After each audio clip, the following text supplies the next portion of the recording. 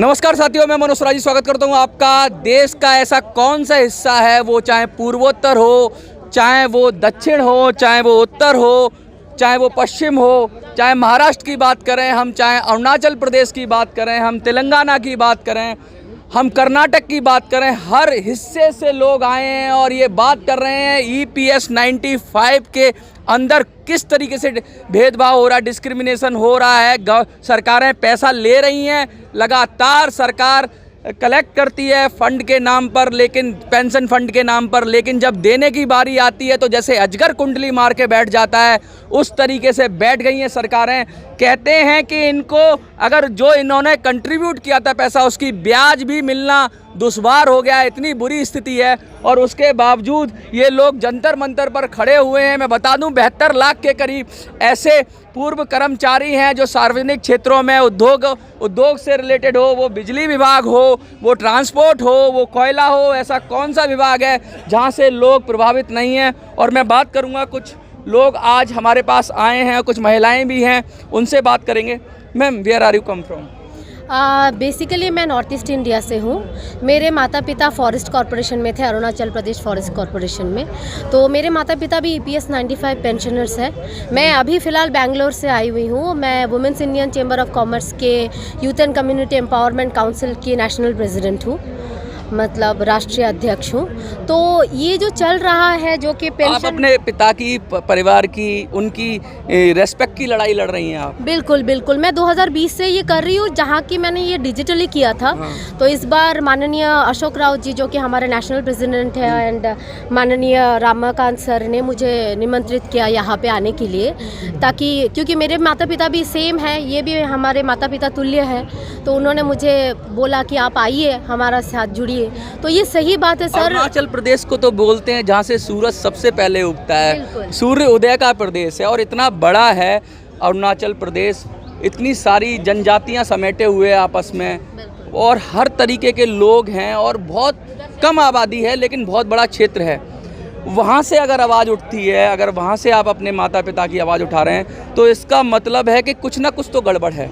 क्या गड़बड़ है वो? सर बिल्कुल सर, सिर्फ मैं अरुणाचल की बात नहीं करूंगी, मैं यहाँ पे बात करने आई हूँ पूरे नॉर्थ ईस्ट की तरफ से, क्योंकि वो जो है फॉरेस्ट कॉरपोरेशन से है। लेकिन सिर्फ फॉरेस्ट कॉरपोरेशन ही इसके अंदर EPS 95 पेंशन स्कीम के अंडर नहीं आता है। बहुत सारे ऐसे पब्लिक सेक्टर अंडरटेकिंग है जो कि EPS 95 पेंशनर के अंडर में आते हैं। तो उनका जो पेंशन आता है वो 500 से लेके 3000 तक आता है। आप मुझे बताइए, आज की जनरेशन पे 500 से लेके 3000 के बीच में मोबाइल भी चार्ज नहीं होता, मोबाइल भी चार्ज नहीं होता। और ऐसे सारे बच्चे नहीं होते। आजकल के युवा पीढ़ी को मैं बोलना चाहूँगी कि आगे आए, अपने माता पिता के साथ में जुड़े, क्योंकि हर किसी का वो कैपेसिटी नहीं है। परिवार की लड़ाई है ना, परिवार की लड़ाई है, सम्मान की लड़ाई है। ऐसा लगता है बुजुर्ग लोग 70 साल, 75 साल, 80 साल, 90 साल के भी मैंने लोग देखे हैं जो आ गए हैं। लेकिन अगर उनके बच्चे, जैसे आप सपोर्ट कर रही हैं अपने माँ बाप का, अगर बच्चे भी सपोर्ट कर दें तो ये संख्या मुझे लगता है करोड़ों में हो जाएगी। बिल्कुल सर, मैं इसी कारण मैं यहाँ आई हूँ, ताकि युवा जुड़े हमारे साथ। क्योंकि मैं इतने सालों से देख रही हूँ, ये सारे मेरे माता पिता की उम्र के हैं, ये सारे अकेले लड़ रहे हैं इतने सालों से। और इनकी लड़ाई नहीं है, जो लोग अभी सेक्टर में काम कर रहे हैं, जिनका लगातार पैसा जा रहा है, क्या उन लोगों की भी जिम्मेवारी है? क्योंकि वो अभी शायद किसी नौकरी में हो तो ना आ पाए प्रोटेस्ट में, लेकिन और लोगों को तो भेज सकते हैं वो। बिल्कुल सर, और लोगों को भी भेजना चाहिए और जागरूकता फैलानी चाहिए, क्योंकि youth is the power. Youth हमारे देश का पावर है। ज़्यादातर 60% ऑफ इंडिया में 60% हमारे युवा हैं। तो उनको इधर पे आना बहुत ज़रूरी है, इस चीज़ों से जुड़ना बहुत ज़रूरी है, ताकि जो मिनिमम वेज है जो ये डिमांड कर रहे हैं 7500, ये कुछ ज़्यादा अमाउंट नहीं है सर। जहाँ की इतना सारा कुछ कर रहा है हमारे देश में गवर्नमेंट, तो इतना तो हक इनका बनता है, क्योंकि सारा ज़िंदगी इन्होंने दिया है। सम्मानजनक राशि है क्या 7500 रुपये जो कह रहे हैं, और महंगाई भत्ता अलग से, क्या लगता है? हाँ बराबर है सर, क्योंकि हर एक जन का जो नौकरी में भरा है उन्होंने 540, 550, अभी तो 1250 रुपये है। तो एक का 20 से 25 लाख रुपए जमा है, तो 7500 प्लस DA तो बराबर बनता है। 20 से 25 लाख, और कहने को ब्याज भी मयसर नहीं, क्या कहेंगे?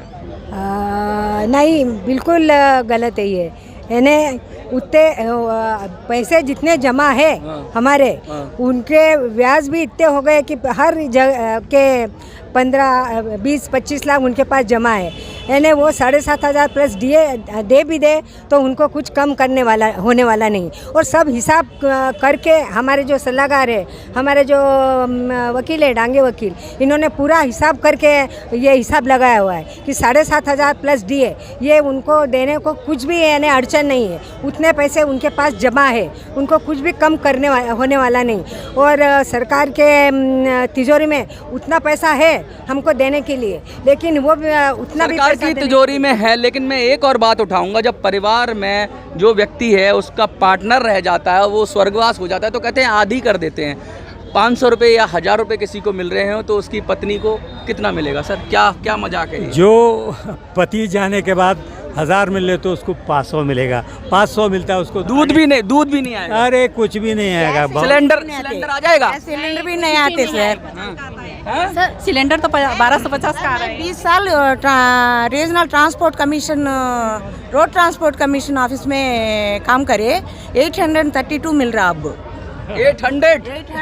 ये क्या मजाक है? नहीं भैया, वो मजाक ही कर रही है सरकार मजाक ही कर रही है। कह रहे हैं कुछ लोगों ने कहा कि 90,000 करोड़ रुपया सरकार इकट्ठा करती है कंट्रीब्यूशन के जरिए। अभी हाल फिलहाल का आंकड़ा है, अगर ब्याज भी दे दे उसका, तब भी आराम से आपकी मांगें पूरी हो सकती हैं। सर बिल्कुल सर, सबसे ज़्यादा इम्पोर्टेंट बात ये है, सिलेंडर वगैरह की बात तो छोड़िए, इनका जब एज हो जाता है, एटलीस्ट बेसिक एम्यूनिटी जो है वो राशन होता है और मेडिसिन होता है, वो भी नहीं कर सकते। वो भी आपका इस पेंशन अमाउंट से नहीं आ सकता। क्या गरीबी के रेखा के नीचे भेज रही है सरकार? लाख रुपए जिनकी तनख्वाह थी उनको 1000 1500 गरीबी की रेखा के भेज दे, वहाँ तक तो सही है। ये तो समुद्र में फेंक रहे हैं हम लोगों को। समुद्र में फेंक रहे हैं, बहुत गंभीर बात कह रहे हैं।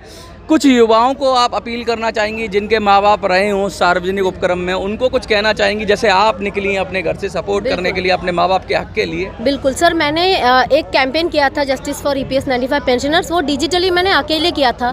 तब मैंने बहुत युवाओं से कहा था कि आप लोग भी जुड़िए और अपने माता पिता, आपके पेरेंट्स भी काम कर रहे हो या फिर अभी भी जो भी काम कर रहे हैं वो लोग, आप लोग सब जुड़िए, ताकि हम लोग और अच्छी तरीके से इसको नेशनल लेवल पे लेके जा सके और गवर्नमेंट तक ये अच्छी तरह से पहुँचाए।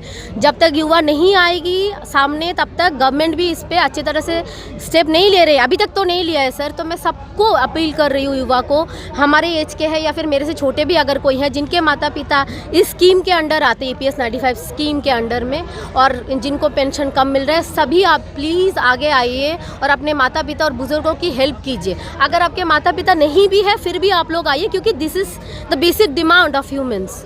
कहते हैं कि जिंदा कौमें 5 साल इंतज़ार नहीं करती, वो जगती हैं और जगकर अपने हक की आवाज़ उठाती हैं। और अब तो 5 साल भी नहीं, कुछ महीनों का वक्त है लोकसभा चुनाव आने में। आपको सोचना है, आपके हक की लड़ाई है। जो बुजुर्ग हैं वो नहीं आ सकते तो उनके बच्चे खड़े हो जाएं, लेकिन जो करोड़ों की संख्या में ये मान सम्मान की लड़ाई है कि इतना कम दे रही हैं सरकारें, तो बहुत ही शर्म की बात है। जैसे युवा ये आए, कुछ युवा मैंने देखे यहाँ पर, उनका समर्थन है अपने माँ बाप के लिए, अपने पेरेंट्स के लिए और अपने देश के जिन्होंने अपना पैसा दिया और गाड़ी कमाई इकट्ठी की पेंशन फंड में, उसकी कम से कम उस पर जो सरकारें कुंडली मार के बैठी हुई हैं। कहते हैं कि इस पूरे संगठन जो डिसाइड करता है पेंशन को, उस पर पॉलिटिशियंस का कब्जा है। तो क्या आप ये भी डिमांड करेंगे कि यही लोग जो निकलें अपने पैसे के यही मालिक बने, ना कि कोई पॉलिटिशियन आके बैठ जाए? ऑब्वियसली सर, पॉलिटिक्स देखिए, पॉलिटिक्स होता ही है इंसानों के लिए, लोगों के लिए, भारतवर्ष के सभी नागरिकों के लिए। तो ऑब्वियसली जो पैसा ये लोग दे रहे हैं, सारा ज़िंदगी इन्होंने बिता दिया काम करके, ये डेफिनेटली इनका हक बनता है कि इनको पैसा मिले, ना कि पॉलिटिशियंस को। डिसीजन मेकिंग में आपकी भी भागीदारी होनी चाहिए। जी, मैं आप देखिए, मैं रामसेवक गुप्ता EPS 95 का प्रदेश का वरिष्ठ उपाध्यक्ष हूँ। मैं आपको बताना चाहूँगा, अपने सेवा काल में पर ईयर्स 7,000 रुपये इनकम टैक्स देता था। ये खद्दरधारी जिन्हें हम वोट देते हैं, एक धेला इनकम टैक्स नहीं देते। भारतीय संविधान में इन्हें पेंशन लेने का क्या हक है? मैं 7,000 रुपये पर ईयर्स इनकम टैक्स देने वाला व्यक्ति, 18 से 90 की पेंशन मुझे मिली। इन्हें बहुत ही शर्म की बात है, सरकारों के लिए डूब मरने की बात है। ये जो कह रहे हैं बहुत गंभीर बात कह रहे हैं। आपको क्या लगता है, जो देश का एक समय देश का जिन्होंने भविष्य बनाया है, आज उनके भविष्य की बात है, आज उनके वर्तमान की बात है, जो पूरी तरीके से पंगु हो चुका है। उनके हक का पैसा उनको मिलना चाहिए। अगर मिलना चाहिए तो वीडियो को ज़्यादा से ज़्यादा शेयर करिए। जंतर मंतर से मिनी संसद के लिए मैं मनोज स्वराज, जय हिंद जय भारत।